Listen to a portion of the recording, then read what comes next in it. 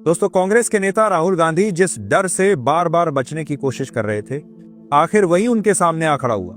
अदालत के फैसले ने उन्हें देश के सामने सवालों के घेरे में ला दिया है। जज साहब इतने नाराज हुए कि उन्होंने न सिर्फ याचिका को खारिज किया बल्कि जुर्माना भी ठोक दिया।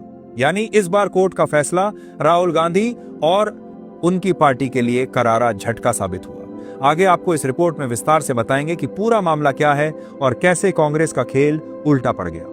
दरअसल प्रधानमंत्री नरेंद्र मोदी के सत्ता संभालने के बाद से भारत ने अभूतपूर्व प्रगति की है। 2014 में जब देश दुनिया की 9वीं सबसे बड़ी अर्थव्यवस्था था, तब से अब भारत चौथे स्थान पर पहुंच चुका है और जीडीपी $4 ट्रिलियन को पार कर गई है। आम लोगों की आय बढ़ी है और जीवन स्तर सुधरा है। यही वजह है कि जनता पीएम मोदी पर भरोसा कर रही है और उनके साथ खड़ी है। इस बीच कांग्रेस के पास सरकार पर हमला बोलने के लिए कोई ठोस मुद्दा नहीं बचा, इसलिए विपक्ष ने वोट चोरी की कहानी गढ़नी शुरू की।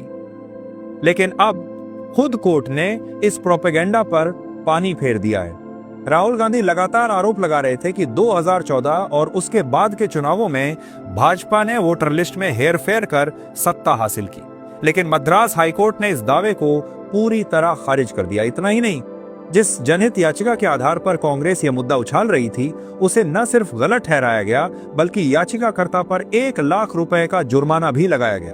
अदालत ने साफ शब्दों में कहा कि इस याचिका में कोई ठोस सबूत नहीं है, सिर्फ आरोप प्रत्यारोप और अफवाहों को आधार बनाया गया है। कोर्ट के फैसले से यह भी स्पष्ट हो गया कि राहुल गांधी हलफनामा क्यों नहीं देना चाहते, क्योंकि अगर वे अपने आरोपों को शपथ पत्र में बदलते और वे अदालत में गलत साबित हो जाते तो खुद उनके खिलाफ कार्रवाई हो सकती थी। यही वजह है कि राहुल गांधी सीधे कोर्ट जाने से बचते रहे। इस मामले में याचिका वकील वी वेंकटा शिव कुमार ने दायर की थी, जिसमें चुनाव आयोग से राहुल गांधी के आरोपों पर जवाब मांगने की गुहार लगाई गई थी। लेकिन चीफ जस्टिस मनेंद्र मोहन श्रीवास्तव और जस्टिस जी अनुरुल मुरुगन की बेंच ने साफ कर दिया कि यह याचिका पूरी तरह से निराधार है और इसे जनहित का मुद्दा बताकर पेश करना गुमराह करने वाला कदम है।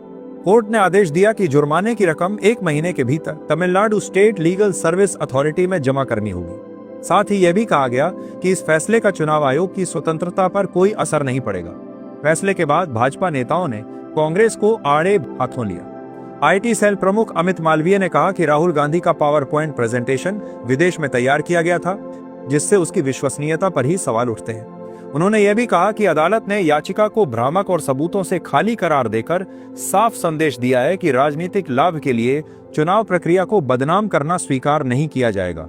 इस पूरे घटनाक्रम ने कांग्रेस को गहरी चोट दी है। जिस मुद्दे के सहारे राहुल गांधी सरकार और प्रधानमंत्री मोदी पर हमला करना चाहते थे, वही हथियार अब उनके खिलाफ हो गया है।